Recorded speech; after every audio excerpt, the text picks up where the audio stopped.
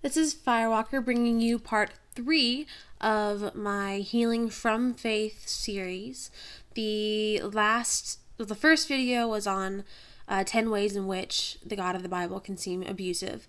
The second one talking about some of the small ways in which Christianity can hurt us long term, really. We talked about religious trauma syndrome, RTS, and some of the ways that will continue to affect our lives even after we leave Christianity, such as continuing shame messages that we'll see throughout, maybe the rest of our life, even that just hurt our own self-esteem, cause self-blame. Fear of leaving can not only keep someone in Christianity even though they disagree with it because they want to be sure, just in case, but also it can smother critical thinking and reasoning because you don't ask questions you don't want to know the answer to. And when something's not making sense and you're afraid of losing your faith because you think it'll make you go to hell, that is very difficult to get around. And basically what happened is the last video and this video and the video that's going to come after this, I filmed all at once, and it ended up being about 40 minutes long or so. I thought that was just too long, so I'm trying to break it up a little bit. And the last one I cut off at around 15 minutes or so, discussing ways in which there's a fear of leaving Christianity, and we just talked about Pascal's wager and fear of going to hell, fear that you might be wrong, they might be right, and you'll suffer for it. And I had to cut it off right before we started talking about fear of losing your family and friends and your entire support system that you currently have in your life. Not to mention the role our family can play in our continued difficulty towards recovery and continuing to hurt us, the role they play in giving us and teaching us those shame messages and this fear-based religion. There's just so much tied into family, and I'm probably a little bit biased to this because it's something that I've experienced and I'm still going through. I don't know exactly how big of an effect this has on everybody else. So that's what you're going to have to tell me. You're going to have to tell me in the comments below, how much do you think this affects you? How much do you think it affects other people? And so that's what I'm going to talk about in this video. And then after that, the part 4 is going to really focus on healing. I promise. There's a lot that goes into the hows and whys to set up that. I think that's extremely important to discuss before we can really delve into the healing aspect of it, because as I mentioned in the next video, actually, you can't really heal properly if you don't understand the wound. You don't clean it out. So that's why I'm doing this video. So the next one is going to really focus on the importance of healing properly and the tools for healing. And that should, I think, wrap up this series unless there are some more requests or anything that pops up along down the line. So thank you guys for coming on back for part 3 of Healing from Faith. Without further ado, we're going to go ahead and take a look at ways in which fear of losing your family and friends can be harmful to you in leaving Christianity and is actually abusive, and it can be very difficult to heal from. So here we go. Marlene goes on to say, many ex-believers have anger about the abuse of growing up in a world of lies. They feel robbed of a normal childhood, honest information, and opportunity to develop and thrive. They have bitterness for being taught that they were worthless and in need of salvation, yet never able to be sure they were good enough to make it. They have anger about terrors of hell and the rapture, demons, apostasy, unforgivable sins, and the evil world. They resent not being able to ever feel good or safe. And a couple sentences later, they are angry about losing their families and their friends, and they feel enormously betrayed. I could not possibly have said that better.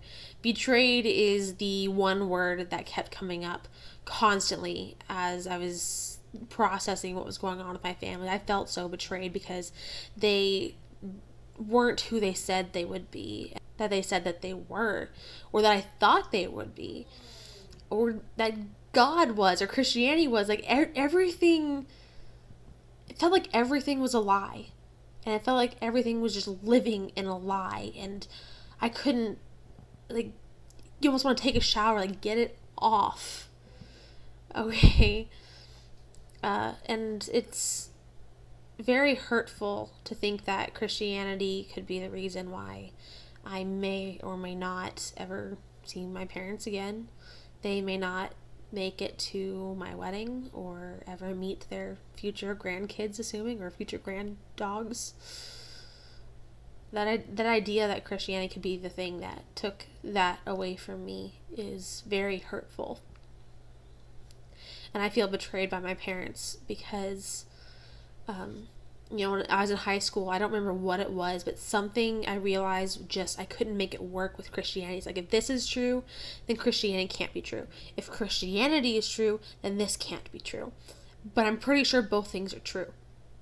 And I was just like crying. I couldn't figure it out. I felt so much anxiety about it. And so I called my dad into my room and asked him, what do you think? What should I do? I wanted him to explain it to me, to make it make sense that both things could be true. And he listened, and then he just said, this is something that you're going to have to decide for yourself. And many years later I did, but I had the idea that they actually wanted me to think for myself, and then to find out that they didn't. It felt like they had lied to me. It felt like a betrayal, really. Knowing that I was actually pretty fortunate to go to the Christian school that I did, it could have been so much worse, because we were actually taught critical thinking, and don't laugh. We were actually taught critical thinking, okay? We were asked a question. It's just that we thought they had the answers. We even had an apologetics class, okay? So it still created a pretty one-sided argument, because you can't really expect them to make a plausible, believable, compelling argument for the other side. But nonetheless, so that feels like a lie as well, because I don't feel like I was adequately explained these other ideas at all. But I know that they were doing the best that they could. And I grew up thinking that God was a loving God, etc. And as you can see in my last video, I no longer believe that that's true. And all those shame messages, those hurt messages that I've been told all my life, I'm a little bitter that I was told those. And no little kid in the 5th and 6th grade should be concerned about the end of the world and the apocalypse and a war and freak out because the moon is red because it's an eclipse, and there's something in Revelations that mentions a blood moon, or the moon being blood red. No 5th grader should be worried about that constantly and be looking for signs of the end of the world and be worried about politics and whether or not this person could be the Antichrist. I should have been doing normal things. I should not have had to worry about that, I shouldn't have had to worry about what would happen to me in death at such a young age. And I was constantly worried that I wasn't actually saved. So I kept getting re-saved multiple times, just in case. Just in case. And so whenever anyone asked me, how old was I when I got saved or whatever, I'm like, I don't know. I've gotten saved so many times and I don't know which one was true. I don't know which one was real. And if you tell me something else that I could do to save me, I'll probably do that one too, because you can't be too sure. You can't be too careful, because I don't want to go to hell. And that is fear-based and abusive.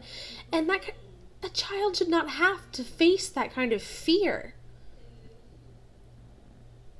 And so I'm a little upset that I was subjected to that at such a young age. And I wonder what would have happened had I not, That's not all, though. We actually continue to see a couple of other aspects of RTS. For example, that it's so easy to relapse. And just like with PTSD, a lot of that pain can be pinpointed to having emotional flashbacks. And especially with religion and Christianity, and in the US, and in the South of all places, where it's just everywhere, every street corner. About a month ago, maybe, I left my apartment in the morning, and a paper dropped to the ground, and it was an invitation from the church next door to come watch God's Not Dead with them. I thought about it for a minute because it could be fun to go and ask questions, and then ultimately decided that it just wasn't really going to be enough fun to go through that. There's a lot of people who do keep in contact with their families, and their families are religious, their families are Christian, are constantly asked, come back to church, come to church with me. Someone I spoke to at UU this past Sunday said that on Mother's Day, his mom begged him to go to church with her. And she just could not wrap her mind around the fact that it was traumatic for him to go back. He would not go back. And on birthday cards that his mother would give him would be a Bible verse, and I hope that you're a man after God's own heart. And they don't understand that just brings you back through the same emotions, the same pain that you were trying to get away from. I think it keeps it from healing, honestly. It's so painful. And then we have Christmas, Easter, there are religious things all over everywhere. I see, whenever I see the Bible bumper stickers, it kind of reminds me of that. You can't get away from it. And that can be extremely difficult. Furthermore, she quotes somebody who had told this to her, doesn't have a name associated with it. It says, "A lonely trip into the unknown, battling what you have been taught, questioning over and over again that what might be true or untrue. Feelings of guilt and fear of daring to trust your own natural human instincts or reasoning. A pathway of uncharted waters, supposedly booby-trapped by devils and monsters." Extremely daunting. It's something you're always might always go back over and over again to make sure you did the right thing. And I'm hoping that some of the people who maybe haven't had traumatic religious experiences, who don't have RTS or grew up in an loving atheist household or something, that you might understand how it can be difficult for Christians to just suddenly change their mind.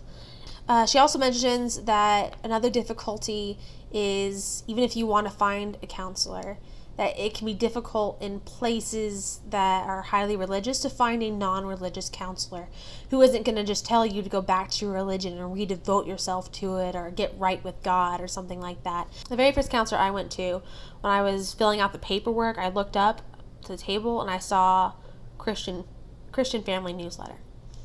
My heart just kind of stopped. Because I knew that could indicate what my therapist believed. And I was taught that the Christianity permeates every single aspect of your life. All of it. There's nothing untouched by your Christianity, by your faith. And I didn't want that to affect the way he interacted with me, and made me very uneasy. And that's when I discovered I might have developed some trust issues. And sure enough, when I went back and I saw some Bibles, on his bookshelf, and so I asked him about it, he became very defensive and asked me, does that matter? Yes.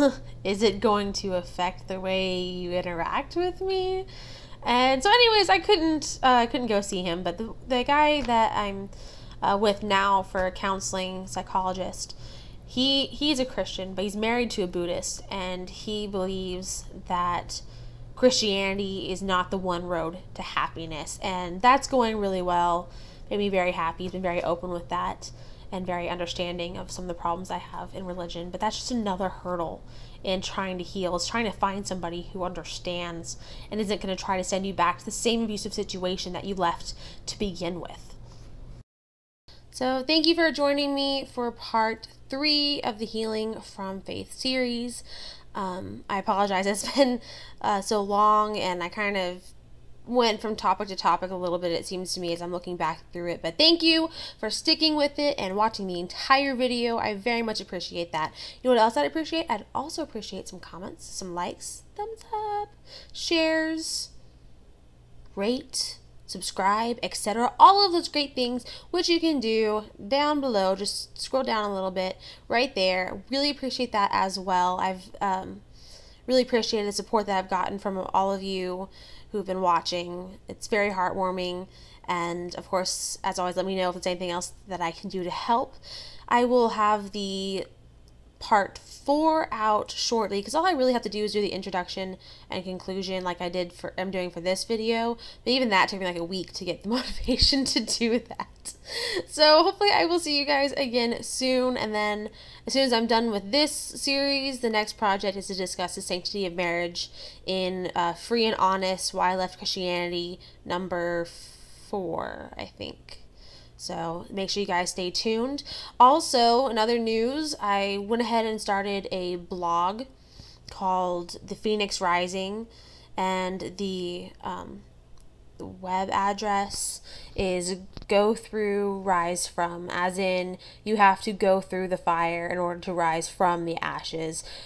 Honestly, mostly because every single other good thing out there has been taken, but I think it works for me. I like it because I can't possibly talk about every single thing that crosses my mind that I really want to be able to talk about on YouTube, because it does take a lot of time and energy and editing, etc. I have to do my hair and care about my makeup, but it's just terrible. No, I'm just kidding. It's really great, but there's a lot of things that I want to say.